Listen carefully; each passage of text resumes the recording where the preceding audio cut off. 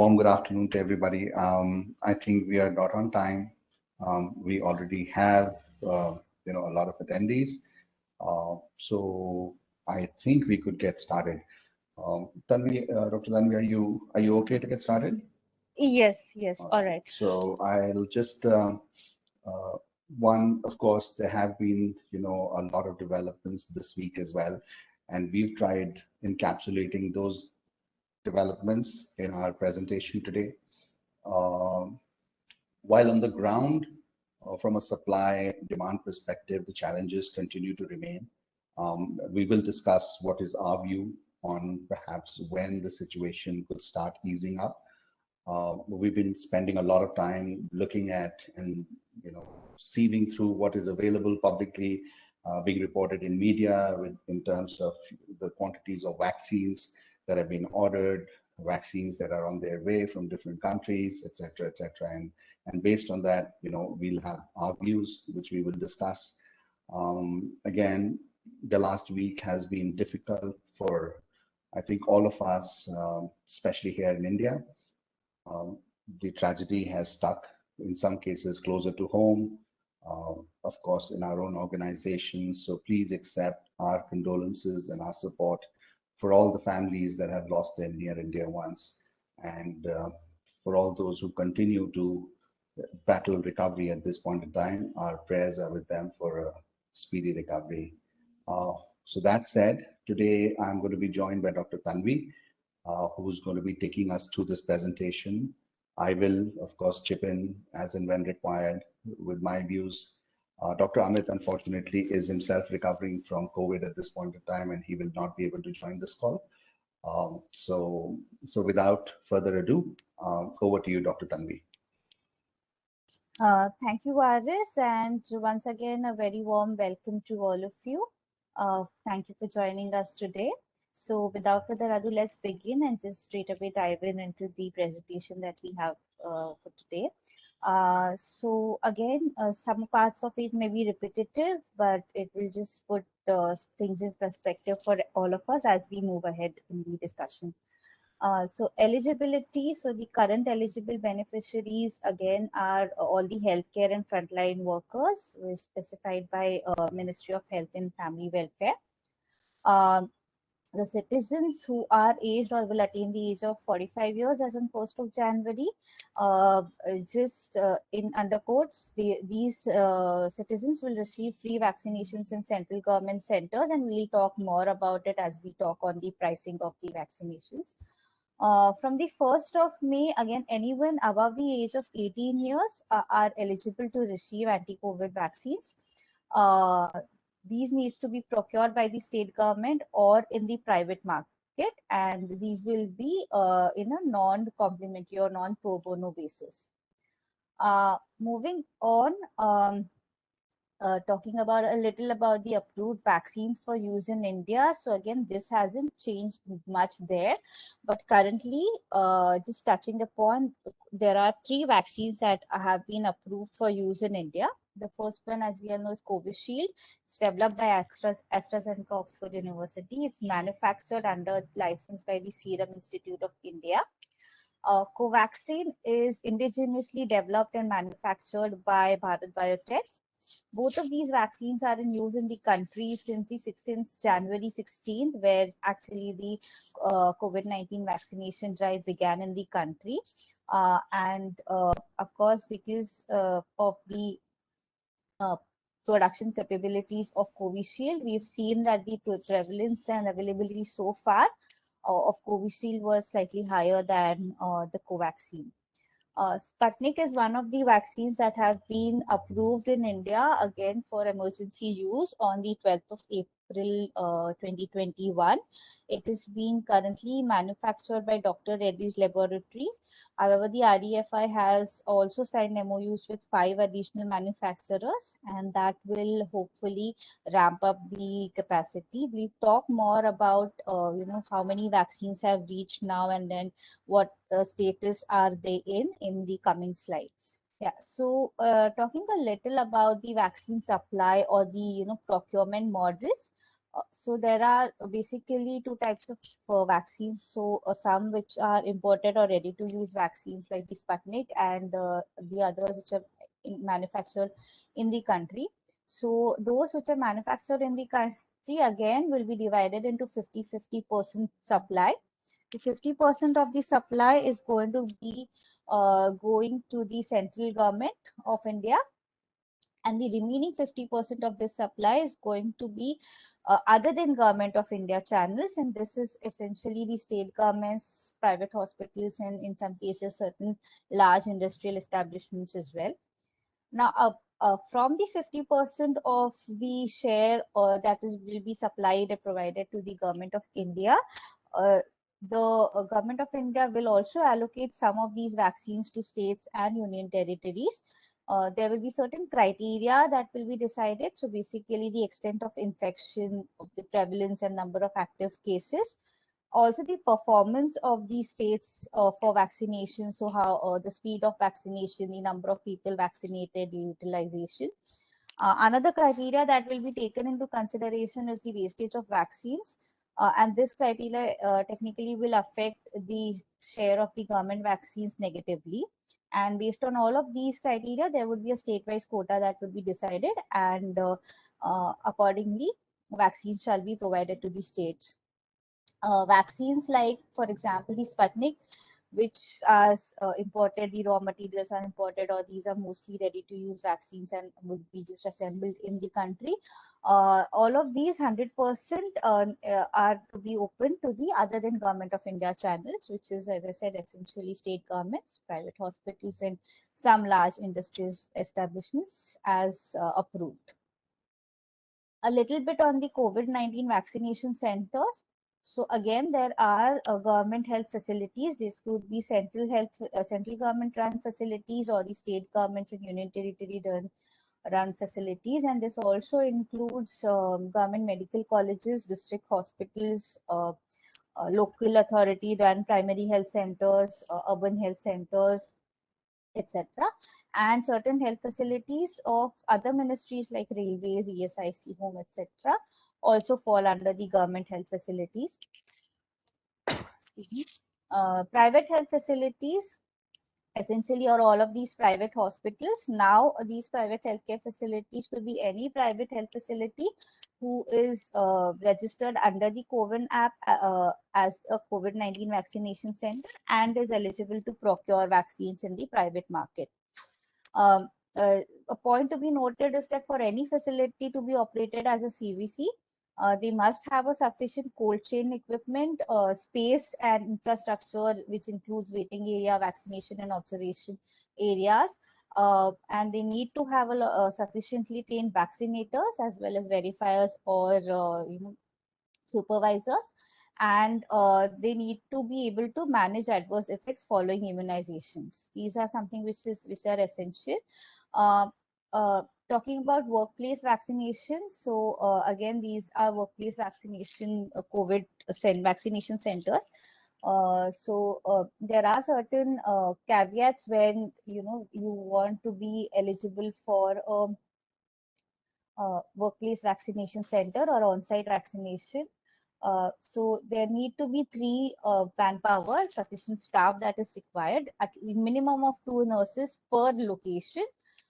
There needs to be at least one general physician or a supervisor or a medical officer that who needs to overlook the entire process of vaccination. 3 rooms, there need to be 3 rooms per location, and I'll talk about what rooms are needed. uh, a minimum of 100 eligible and willing employees. So this is not the head count, mind you. This is basically there needs to be 100 vaccinations that need to happen to eligible employees. Uh, so far, dependents are not allowed. And there are certain confusions and clarifications that are required, and we'll talk about it in the subsequent slides. A minimum of 30 minutes of observation time, 5 minutes of administration time, and of course, all the COVID-19 appropriate behaviors need to be followed in the workplace vaccination centers, as well as other vaccination centers as well. So the 3 rooms or 3 areas that we were talking about, the first one is the registration area, which is basically uh, only pre-approved candidates need to be, would be joining here. The complete documentation, that is your photo identification, etc., would be checked. And if there is a need required from the organization who's working as an on-site or who's providing on-site vaccination facility, and if they need, then there is a sign of release of liability or a consent form that could be provided by the organization. There's no particular format that is being provided by the ministry or the government for this particular thing, but the organizations can do this as per their discretion. Then there's this administration area, which is the vaccine administration area, where the nurse is basically giving the vaccine jab to the employees. And then the third area is the observation area, where the candidate needs to be observed for 30 minutes post vaccination. Um, and at all of these on-site workplace vaccination centers, there needs to be an emergency support. So the emergency support is basically twofold. One is the basic life support ambulance that is required, which basically will take, if in case of any severe adverse effect, would be carrying the employee to the nearest hospital, and an anaphylaxis kit, which basically needs to have all the anaphylaxis medication, emergency medication, which are basically within the expiry date, that means which are not expired, and needs to be under the supervisor or the medical officer, under the care of the medical officer. And of course, for this workplace vaccination, all of those points that we just discussed, to be for a facility to be operating as a COVID vaccination center, all of that should be adhered to, even for on-site vaccinations. Just key pointers to remember is that there are certain permissions that need to be taken for um employees. By employers to register their offices or any other premises as a COVID vaccination center. So this, as we'll see, that these now do not need to be taken by the union government. This is more decentralized to the state governments and local bodies or district authorities. So, but then due permissions need to be taken to register themselves as COVID vaccination centers. And also designated officer, could be a district officer or somebody from the immunization program, would be checking and inspecting these premises, and only if all of the conditions are satisfied, as we talked about, then the permission is given, and then the center can be registered in the COVID as a vaccination center. Mostly advance payments are required, and very important to note, so far at least the beneficiaries who have taken one dose are not eligible here. So all these first and the second dose both need to be taken in the CVC. However, there could be certain caveats for this as well, and it's again highly localized strategy. Basically, if there are organizations which have multi-city or multi-location offices, then these strategies are pretty highly localized. So it will also be dependent on the local governments and the state government guidances, as well as the vaccine availability locally.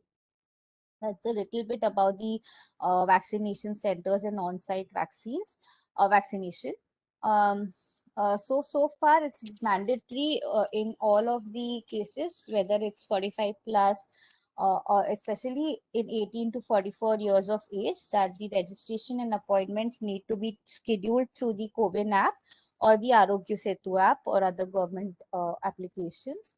And the photo identification needs to be uh, you know punched in into the application, and basis that you will be tagged and registered. This is basically, the registration is basically through an OTP on your telephone number, I mean your mobile number, and that's how you register. So you can register yourself as well as 3 more people in by one number, but in this case only the phone number is something that can be common. Anything else, any other government ID cannot be common.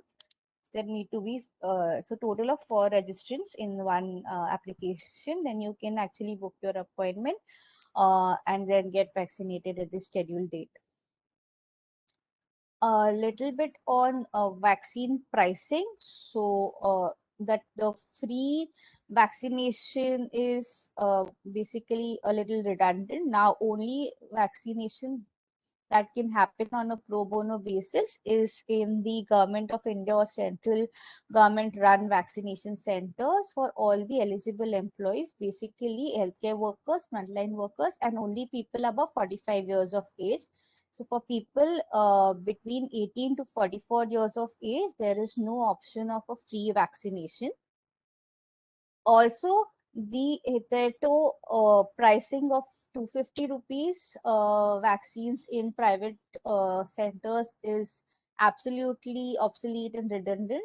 The pricing has been modified, and each of the manufacturers need to transparently make an advance declaration of this price for, and this is especially for the 50% of the supply that would be available in the open markets, which is other than Government of India markets. So, and currently, the Serum Institute of India as well as Bharat tentative pricing, again, this may or may not change, but for now, for the state governments, it is 300 rupees per dose, the Covishield, and for private hospitals, it's 600 rupees per dose. And the Covaxin is for the state governments is priced at 400 rupees per dose, and for private hospitals somewhere around 1250 rupees per dose.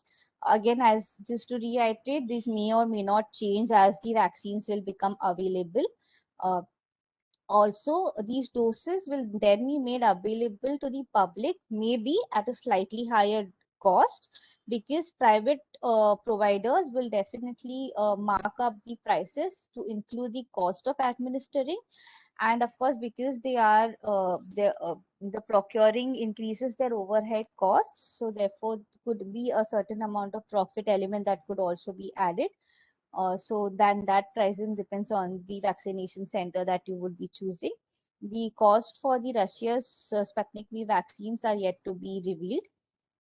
And that's a little bit about vaccines.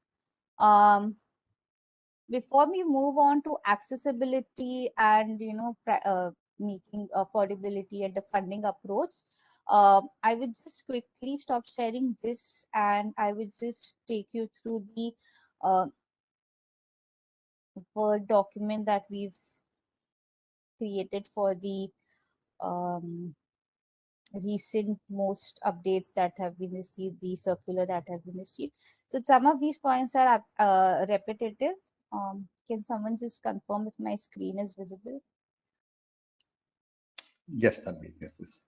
Okay, thank you so much, Aris. So just some of these points may be repetitive, but these are like the most recent updates.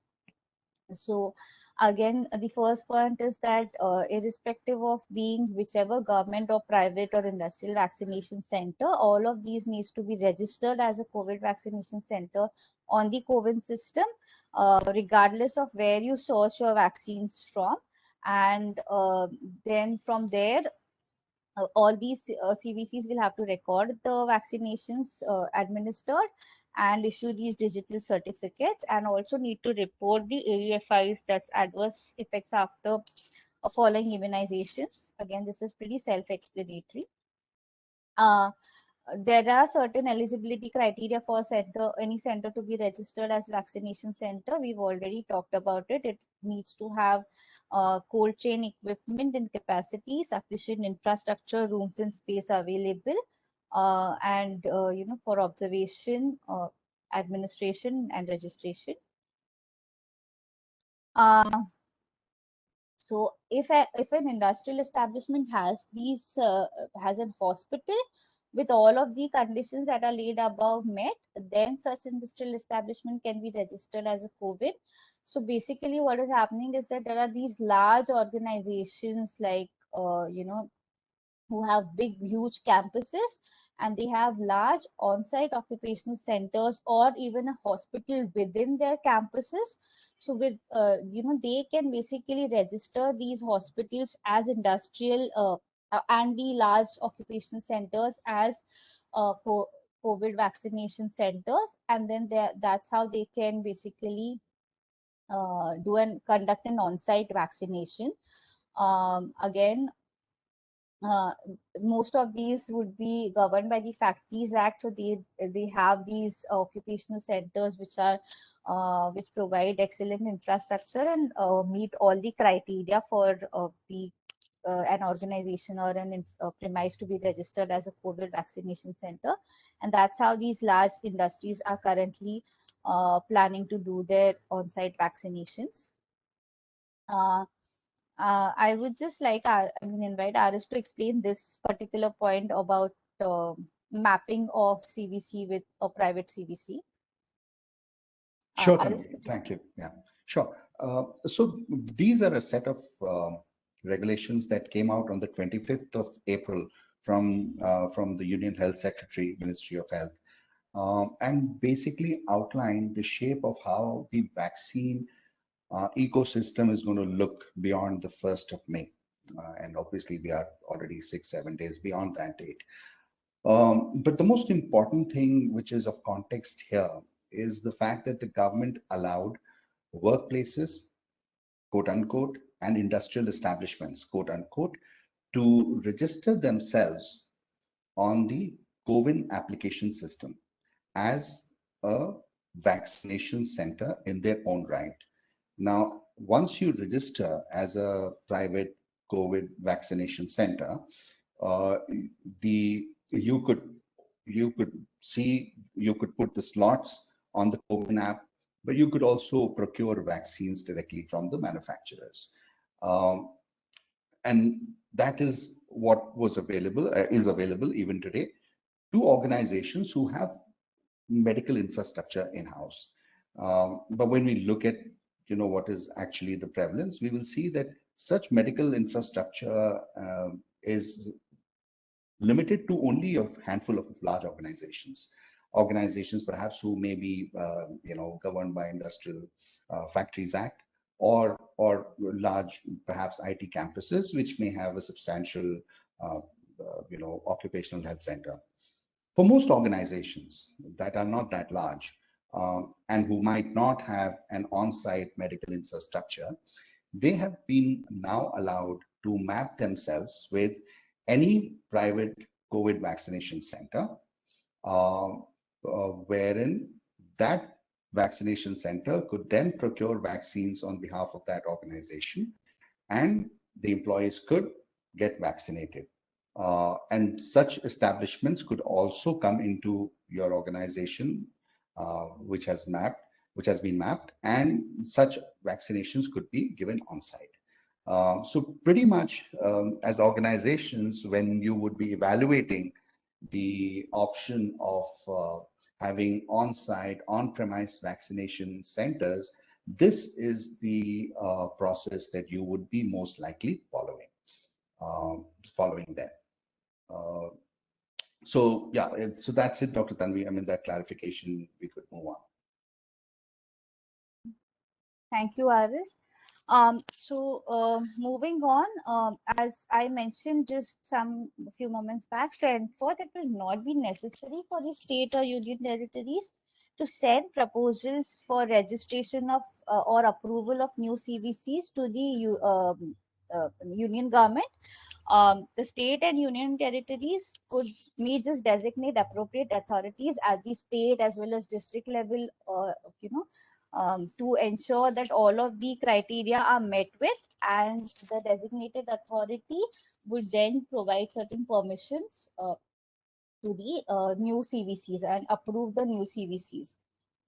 So the important thing to note here is also, one is of course us reading the regulations ad verbatim, but what's also important is to try and think about what kind of impact would these regulations have in perhaps our own organizational initiative or planning that we are hoping to do. Now, the fact that the union government has gone ahead and pretty much delegated the entire ecosystem and process for vaccination to state governments, what it is going to likely lead into is a highly localized, state-specific approach, both in terms of availability. We believe it could also lead to, certain mismatches in terms of or non-uniformity of pricing, and therefore that is something that you should keep at the back of your mind if you are planning a pan-India, pan-national vaccination strategy. That rules, regulations, availability, pricing, all of that, supply, all of that could differ from state to state, and therefore, would have likely impact on your vaccination strategy. Uh, Obviously, the government has also gone ahead as a part of its decentralization efforts to make the district immunization officer responsible for ensuring that any private center or any workplace or industrial establishment, if they wish to register themselves on the CoWIN app, the district immunization officer has been vested with the powers to go ahead and approve that. Going further, there is also a time limit. Within 2 days, the district immunization officer has to either accept the application and have you registered, have the organizations registered on CoWIN app, or reject the application, for reasons that may not, that perhaps the organization does not meet the regulatory requirement. So that's I think self-explanatory there. Over to you, Tanvi. Thanks, Haris. So, again, private hospitals as well as industrial establishments, basically with their partner hospitals or facilitators, would be providing vaccination basically from the 50% quota that's earmarked or for other than Government of India channel. So that this is pretty much explained in previously. So government has opened channels for procurement of these doses, through the private sector or open markets or other than central government. So from there only these private establishments can now procure the vaccines. Um, Again, each of the private CVCs, including that are already registers, will have to declare on the CoWIN application the type of vaccine, which is either Covishield or Covaxin or soon enough the Sputnik, which type of vaccine is available, what are the stocks available, and also the prices that the CVC has decided to charge the citizens for administration as well. So for now, just to again reiterate, the Government of India has not indicated any price cap on administration of vaccines. So when till such time the vaccines were provided for 250 rupees, 150 rupees was the vaccine cost and 100 rupees was the administration cost, and that was capped by the Government of India. But now again, the hospitals as well as the states may fix certain, states may or may not fix caps, but the private hospitals, there is no capping, so they could charge whatever, nominal they feel that is covers their administration cost as well as their logistic cost. And so that is the reason that for maybe for different hospitals and different private vaccination centers, the final cost of vaccines would be different. So this point basically needs to be taken into consideration when if an organization is deciding to say provide funding in the form of a reimbursement to their employees.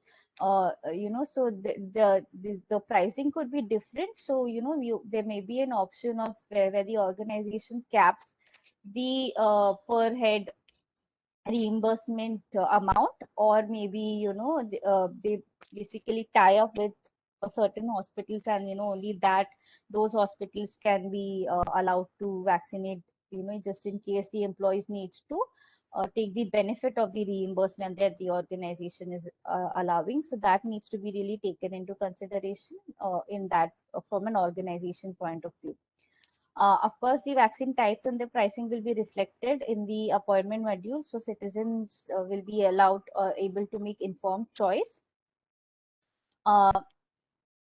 Now, private, of course, then private CVCs will only be able to populate their schedule only after providing all the above information, as the type of vaccine, the price, and the time frame, etc. Again, all vaccination slots, especially for 18 to 44 years, will be offered only after appointment from the COVID app, or scheduling or booking the slots in the COVID app. On-site registrations, now apparently are not at all allowed, especially for the group of 18 to 44. So initially, what used to happen for 45 plus people, there was some uh, uh, hospitals which used to provide on-site or the facility of on-site registrations, and where if a person above the age of 45 used to walk into the hospital, and if there are any doses that are left for the day, the hospital staff would help them to register in the COVID app. That help is provided essentially because of the inability of these senior citizens, to be handling technology. However, now for the group of 18 to 44, they all have to mandatorily register and book their slots through COVID app. This is also essentially to ensure that there is no unnecessary crowding that happens, because the population in this particular age group is too high, and if therefore walk-ins are not allowed, so that the COVID appropriate behaviors can be maintained even in the COVID vaccination centers.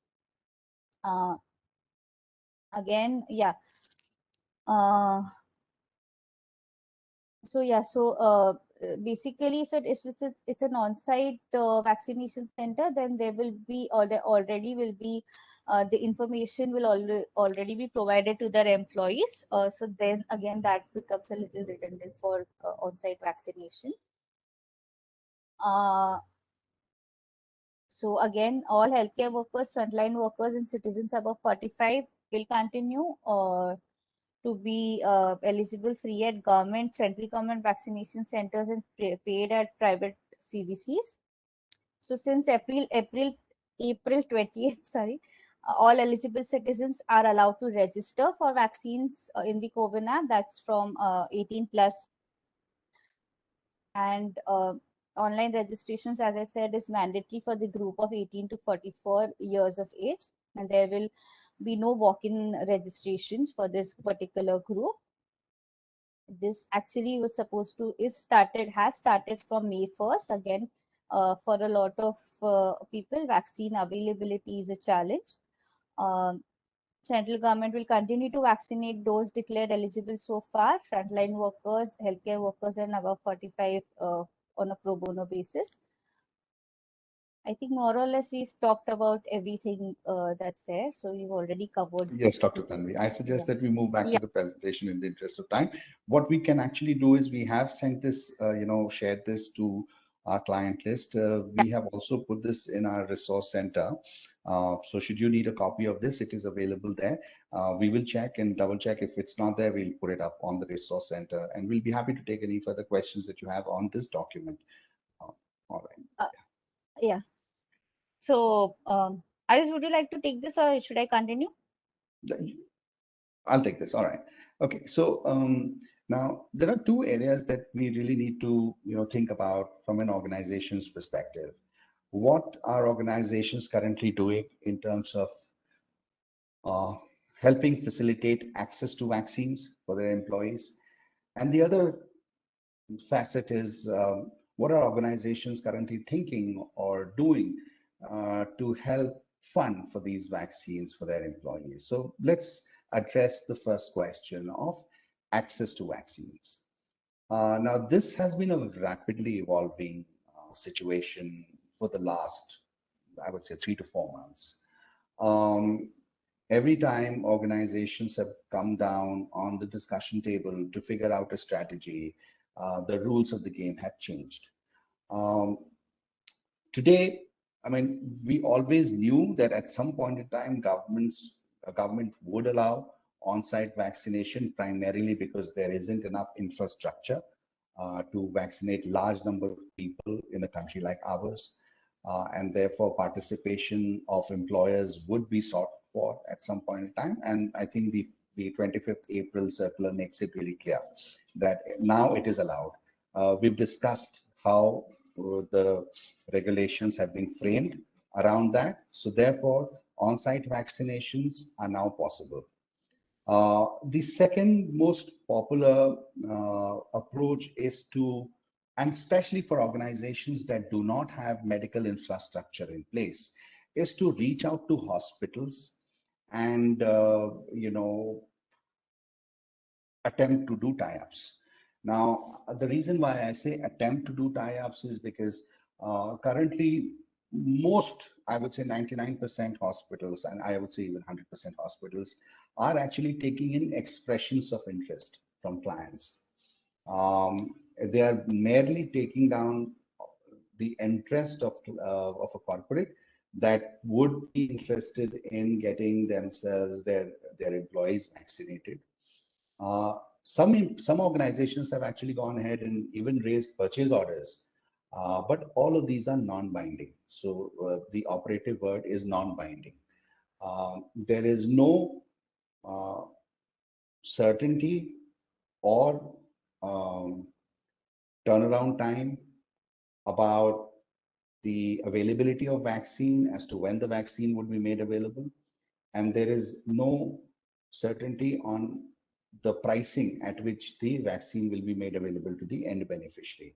All that hospitals are currently doing is taking down your expression of interest and saying that, all right, as and when vaccines would be available, we would come to you and vaccinate you or your employees. So that's something that you may want to keep at the back of your mind, because there is significant amount of confusion, and I'll be honest here. There is a lot of hearsay. Benefit managers, I'm sure, talk to each other, but sometimes messages do get lost in translation, and therefore merely an expression of interest is sometimes being construed as a firm binding tie-up, which means that the hospital is now legally bound to provide you vaccines at any certain point in time. I think that differentiation we need to bear in mind, that most of them are non-binding. You could actually look at the fine print of your individual expressions of interest, etc. If you may have signed, there would always be a 1 week or a 15-day cancellation clause for these agreements. Similarly, a lot of organizations are also talking to aggregators and health management companies. There again, most of these companies are taking in expression of interests, but they are not committing to any timelines, nor are they committing to any dates, because neither the supply situation is visible at this point in time to anyone, nor the pricing has been made public by most of the private vaccination centers. I believe Apollo has been the only one that has gone ahead and declared their end pricing, but barring that, no one has. And of course, there are new vaccine candidates coming in. We don't know anything about their vaccines, about their rates. Of course, then there are insurance brokers like us. We ourselves don't have any capability to interact or procure vaccines on behalf of clients. We have gotten requests from some of our clients to procure vaccines on their behalf. So, there I certainly want to make it very clear that, as an IRDA mandated entity, no broker can procure vaccine for anyone. Yes, but of course, brokers are facilitating tie-ups with hospital, non-binding, and are facilitating tie-ups with aggregators, again, non-binding, with no commitments to timelines and pricing. Be very careful if someone is actually committing to a timeline or pricing, because at this point in time, that is not known. Now, that's the access to vaccine. What are some of the most common approaches being taken by organizations here in India? The other is funding for vaccination. Now, once again, different strokes for different folks. Organizations that are that have a non-binding tie-up have also committed to paying hospitals uh, at some point in time when the vaccines become available in advance, so that when their employees essentially get vaccinated, they don't pay from their pockets. So that is one approach. The second approach is if the organizations are tying up with, for example, a healthcare company or an aggregator, um, there have been certain proposals where the organization would pay a corpus of money to the provider upfront, and that would get adjusted as the vaccinations happen, and therefore the employee does not pay out of his pocket.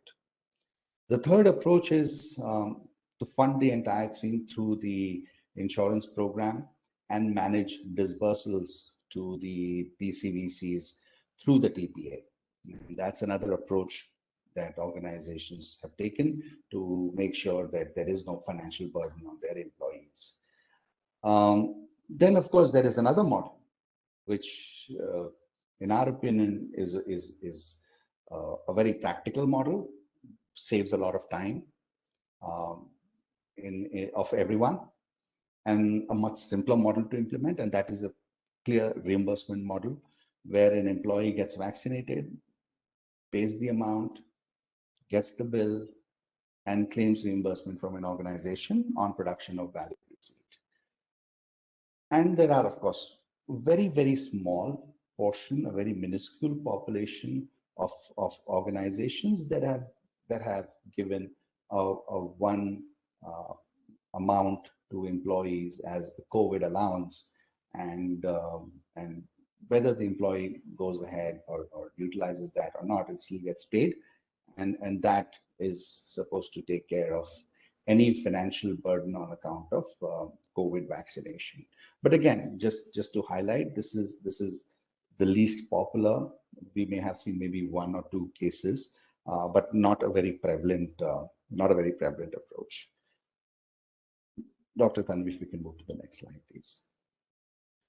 Yeah. So now, what are the rules of the game?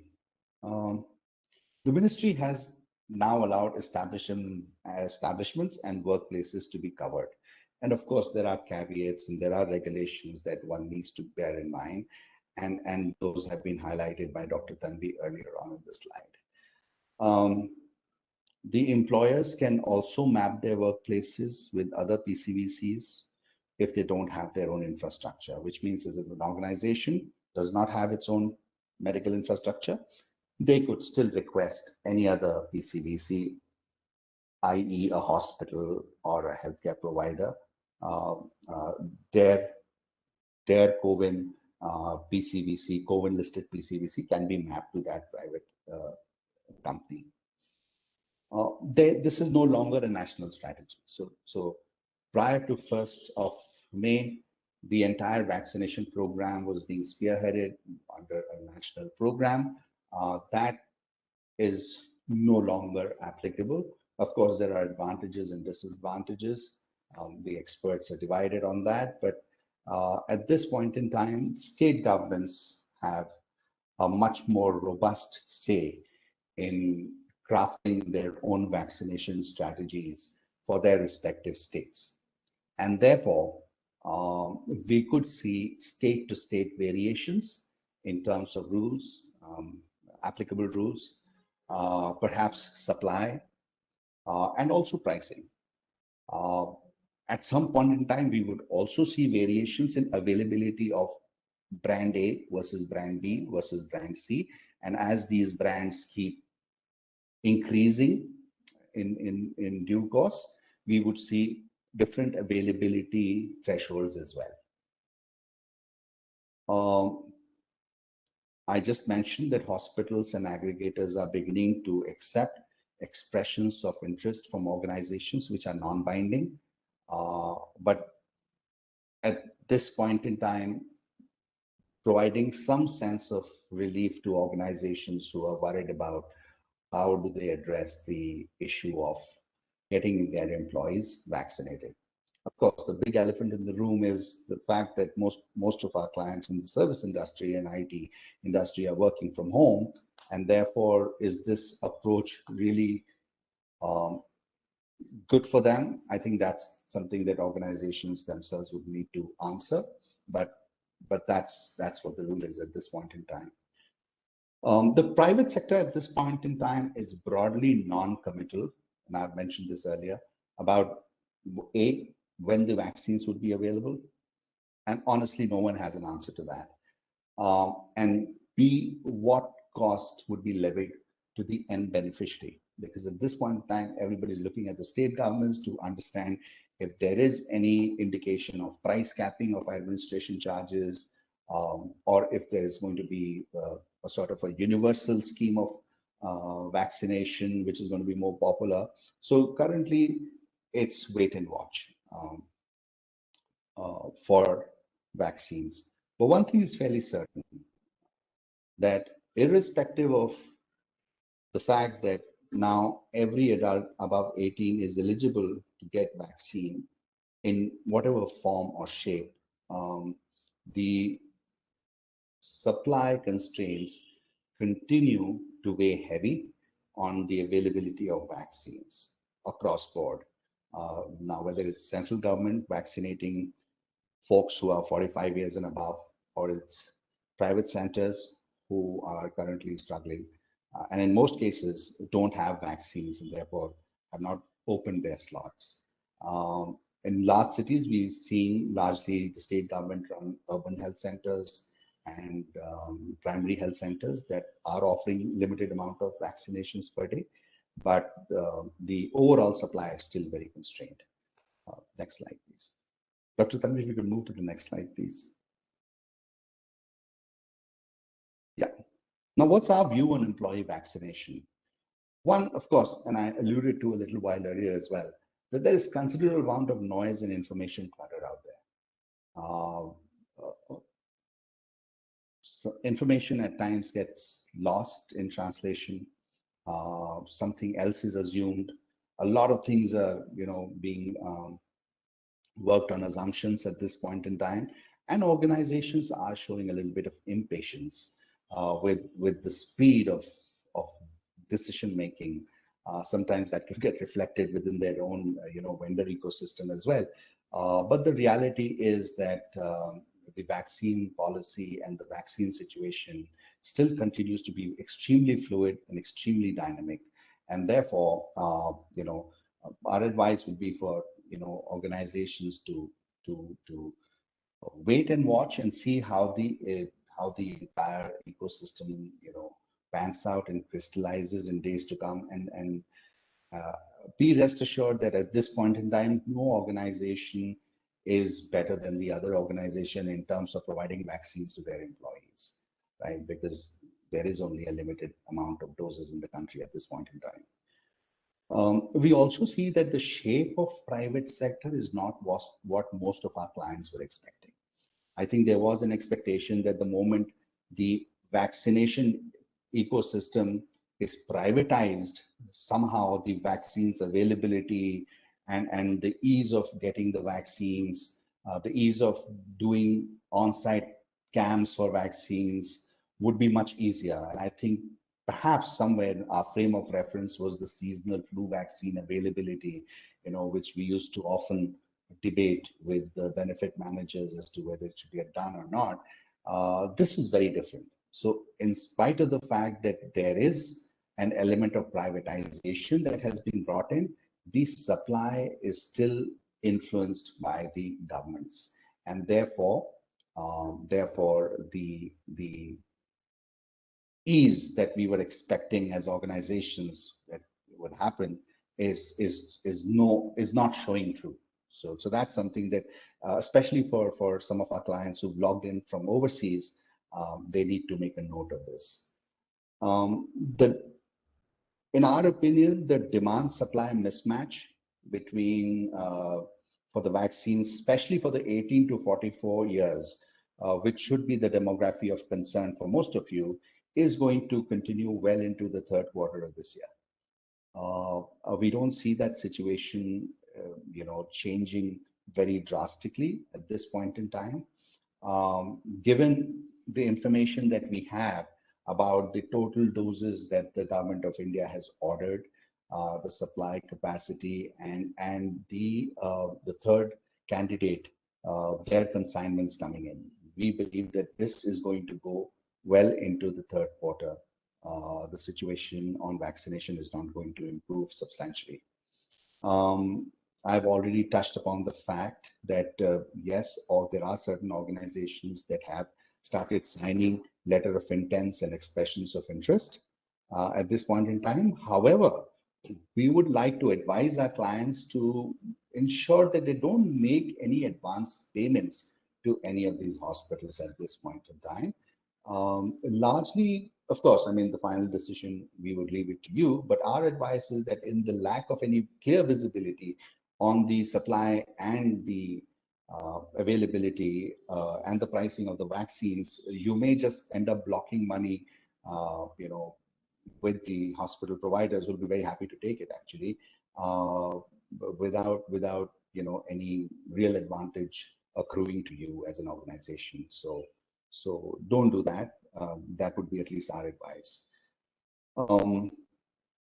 While organizations can continue shaping vaccination strategies for their employees, what is actually extremely important at this point in time is to ensure that you are setting expectations with your individual employees, perhaps have a very strong communication plan internally, and set that expectation that if your employees are able to get themselves vaccinated with their own efforts, they should go ahead and do that as soon as possible. So there are, state governments that are running urban health camps and primary health centers. Above 45, the central government is running camps through their central government hospitals. Camps are, certain slots sometimes do become available in the PCVCs as well. So if your employees are continuously on the lookout and they can get vaccinated, that will be good. And that is something that you should emphasize with your employees as well, rather than having to wait for the organization to figure out something for them. So that's something that we would advise. And lastly, we at Annity are continuously in dialogues, updating our Aon global managers, global account managers for our global clients about the changing situation in India, and the global account managers in turn would be having discussions with the global counterparts, at your regional headquarters or global headquarters, as the case may be. So this is, I think, pretty much it. We have something else to show you in terms of a weekly roundup of news. So Tanvi, if you could move ahead to the next slide, maybe we could quickly show the, yeah. We have some sample of letter of intents.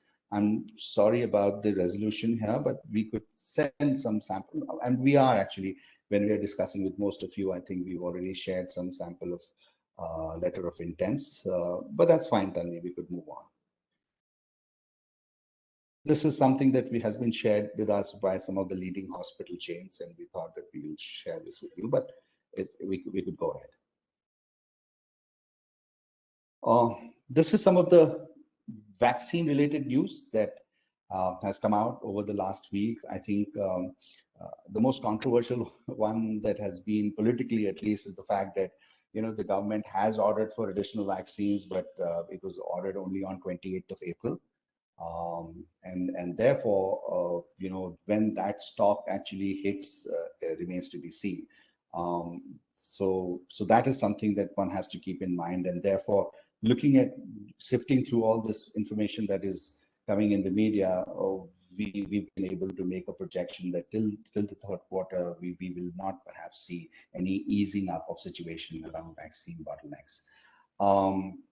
The good news is that the first batch of Russian vaccine landed a few days ago, and some more is coming.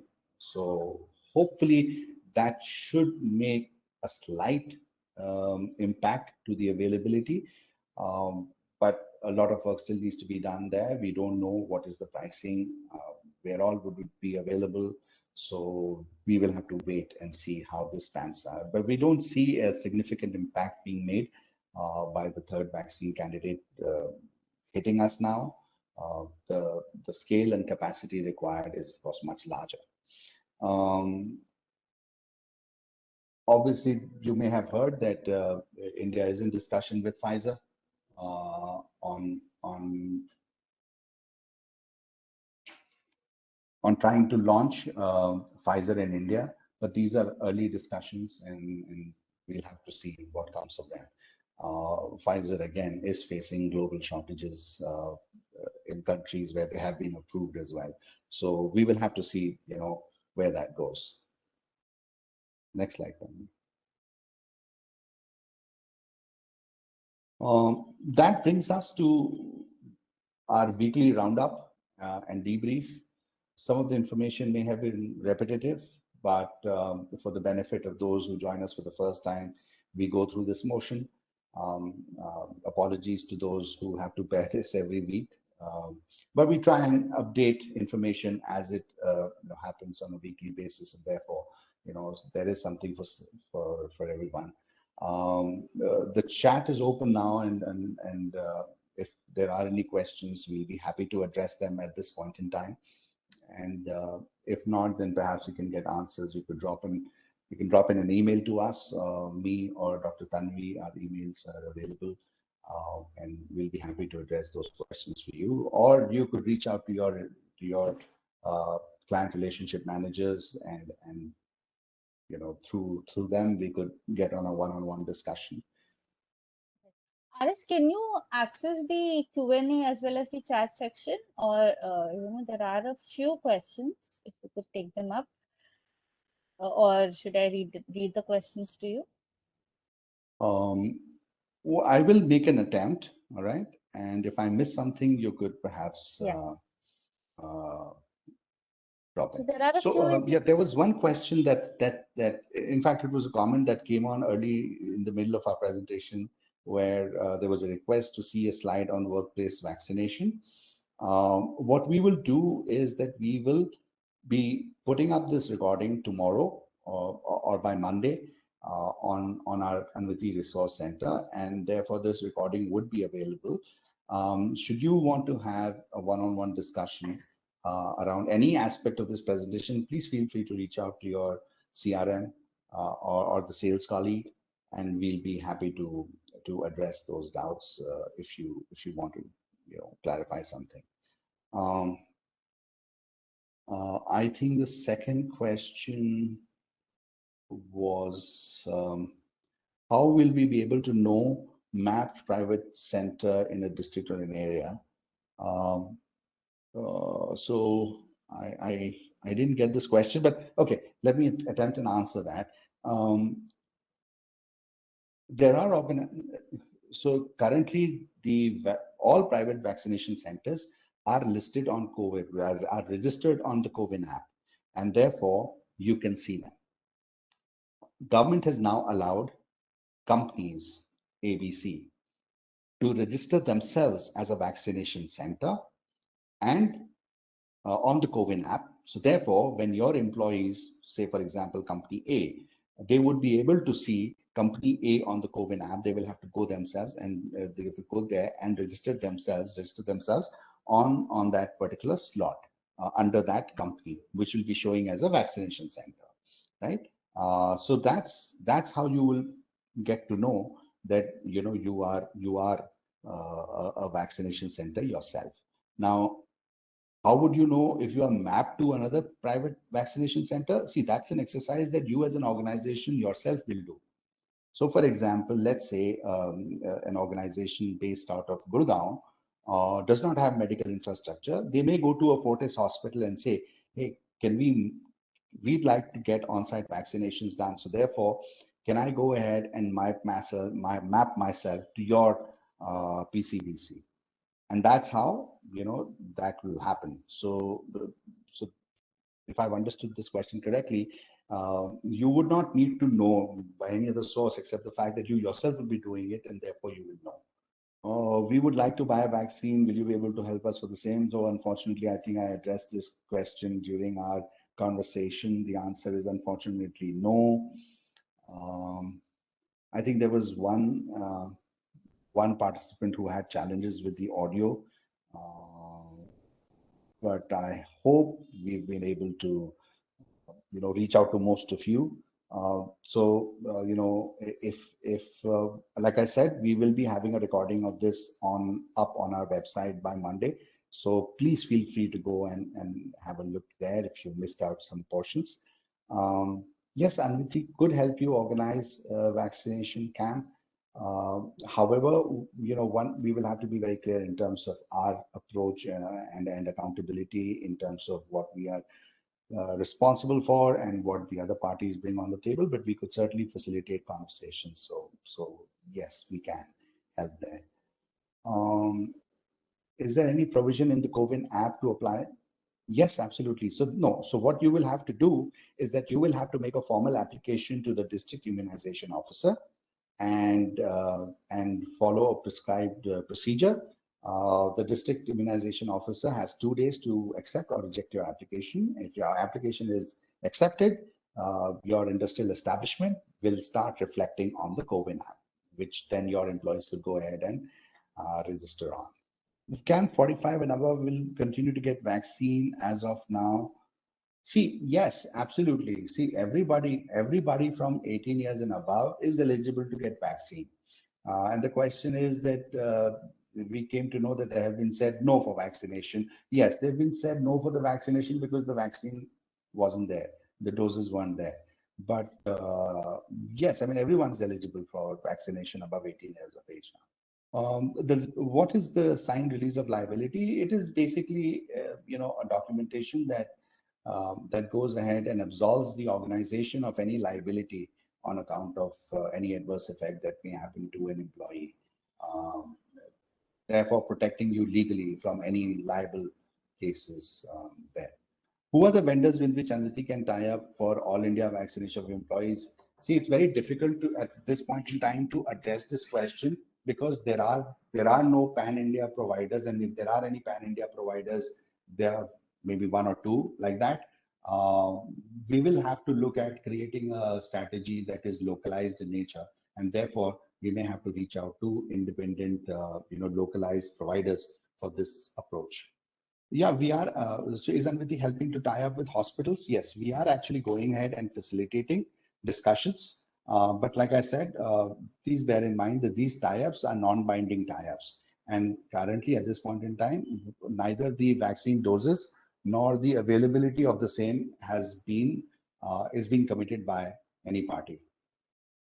Yes, we can certainly share the deck. Absolutely. There also would be a recording on our website, so available from Monday onwards. So that's right. As a TPA, would you help our employees get vaccinated if we are not? Just to clarify, we are not TPAs, we are insurance brokers. And at this point in time, we ourselves cannot actually go ahead and procure vaccines and vaccinate your employees. It can only be done through a private vaccination center. We can put you up and we can facilitate conversations with such PCVCs, at this point in time, but this will have to be an agreement directly between you and the PCVC. We can only, as brokers, facilitate that conversation. I think, yes, so I believe I have addressed all the questions that at least I could see. If there are any questions, There are Tanvi, that you have, Yeah, I'll just you there's could some take in them. Q&A section. Yeah, okay. There are a few in the Q&A section. Um, is funding of vaccination any one of these options are mandatory? No, so funding of vaccination is completely or any facilitation for vaccination is purely at the discretion of the organization. As Aris mentioned, we would, as an advisor, we would advise basically looking at the condition and the situation where the vaccine availability is a challenge, we would advise that employees, it is beneficial for employees to take vaccines as and when they are receiving or getting these slots, because waiting for vaccinations is, at the cost of probably exposing themselves to infections, is much deterrent than, so the benefits are outweighing the wait time for vaccination. So that is something which we are advising, but it's nothing is mandatory for the corporate as of now. Is reimbursement taxable in most of the organization? I think yes, but Aris, if you could, if So it's I think this is something that ideally should be addressed by your own yeah, organization's finance and taxation experts, because we really are not, subject matter experts there. So at this point in time, we would advise you to reach out to your own finance and taxation team to get right, clarity there. There's one question that I've just received, is that when is the possibility to have routine vaccination drive? I think that is still some time away. Definitely not before uh, third quarter, well into third quarter. And at this point in time, any doses availability in the current situation is unfortunately, I guess, known only to the government and no one else. right. So if one is infected, can he take the vaccine? Yes. So if you are currently infected and diagnosed positive, then you need to wait for at least 14 to 28 days, so that you're completely symptom free, and doctor is, you're either discharged, or the doctor has said that you are recovered. Also, if you have a case of past recovery, so it's been some time, then you have to wait at least for 28 weeks to, 2 to 3 months to take the vaccine, just so that, to be safe, on the safer side. If somebody does not have a document like Aadhaar, there are a list of documents. There need to be some kind of photo identification or identification proof. So Aadhaar card, passport, PAN card, voters ID, any of these are accepted. Is that CoWIN website is always not accessible? Uh, so CoWIN website is accessible. The challenge is basically, I think, which so far that I have personally experienced, is the availability of slots. So the website works perfectly well. It's just that the slots and availability of slots and booking of slots is a little, that's where, the challenges are, and that's not because of the running of the website.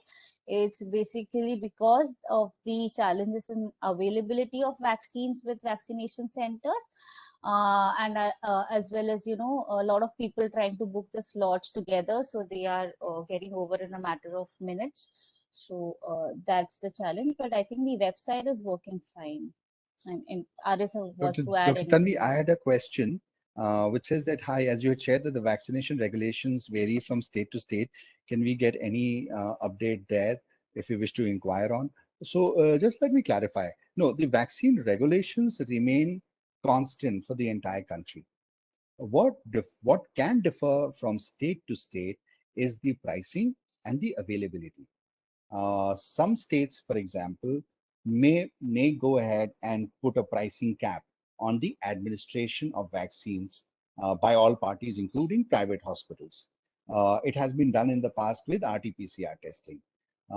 So that could differ from state to state, but the regulations broadly are national in nature, and the whole vaccination strategy remains consistent across the country. Dr. Tanvi, do you have any other questions that you have Mm, visibility on? no, I don't think. Uh, Can our foreign guests have vaccines in India, and as they don't have any Indian ID document? Well, in the past, yes, we have seen some foreign nationals who are employed in India get vaccinated. I don't know if this is somebody who's visiting for a short period of time, because if a foreign national is employed in India, of course they'll be having their, the PAN number, etc. So if there's any specific, question, I mean, instance you could highlight to us, I think that's that at this point in time. Yeah, I think Alice, we've covered all the questions. So I don't see Okay, any more so if we questions. have covered everything, my apologies. I think today we overshot by a few minutes. Uh, I wish everyone a safe weekend. Uh, uh, Please stay safe, and we will meet again next Friday